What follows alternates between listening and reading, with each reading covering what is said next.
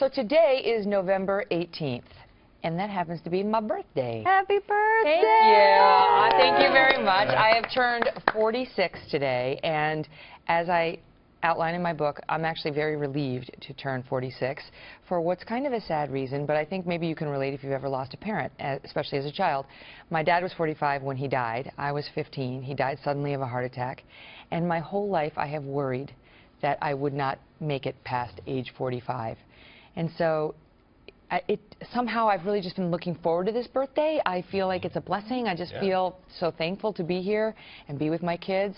And this is something I know you can relate to because you also lost your dad at a young age. Same age, in 9th grade too. And you said, but it did something for you. It put a fire underneath you, and you knew that life wasn't necessarily going to work out great unless you went ahead and pursued it. And you knew that tomorrow was not guaranteed. Right. So how, in retrospect, I know you wrote about it, but it really affected me when you said that made me determined to make something of myself and go ahead and make it happen. Don't wait for it to happen. Right, because in the back of my head, there's always been this voice that says, hurry up, you're dying.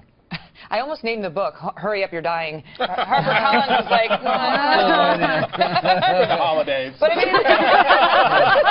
it's not a bad reminder. Get your Christmas shopping done now, because you may be dead by December 23rd. But I mean, really, that's a motivator for me, because it's just a reminder to seize the day. I realize everybody understands that, but I mean, I think if you've had great loss in your life, you know it on a gut level. But Megyn, here's the other thing, is that you realize when you go home, you feel sadness for your mom feels sadness for you, she has to get on with her life, and then you got to get on with yours. So your house is not the same, holidays aren't the same, and you really feel in a way, am I correct, that you're on your own? Absolutely. And I mean, we struggled a lot. We struggled with money.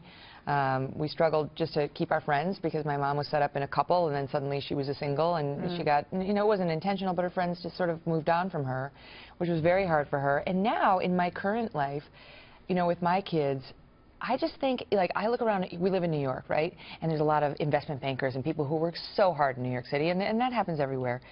But I can't do that. I can't be away from them for 12 to 15 hours every day, my kids. I get unhappy. I get deeply unhappy. And so it's just a reminder that time is passing.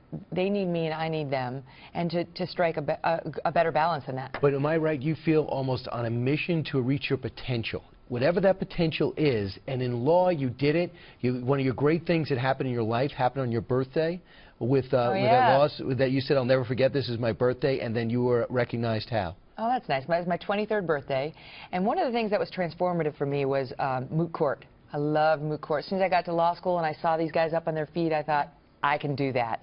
And I had to wait to try out, but I finally got to try out. I practiced all summer. I wrote my argument. I was up on my feet doing my mock closing argument. I finally went into the room. I did it. I nailed it. I made the team. And at the end of this big competition we did, my teammate and I lost. However, there was an award for the best individual advocate. And who was that? Bye-bye, Hillman. Hello. Hello, Kelly. That was my partner. And it was a wonderful birthday, and it was a birthday that the chair of the competition said I would never forget, and she was right. You'd reach your peak, you'd walk the streets of Chicago at night, learn television, walk break in the with streets. with a camera. I'm going to read this with much more interest now. I knew this was going to be a problem. We should have made him leave. All right, we got to go. It's called Settle for More. I know you're going to love it. I'm going to talk to you about it next week, too, I hope. And we can talk together about what you thought. Good night.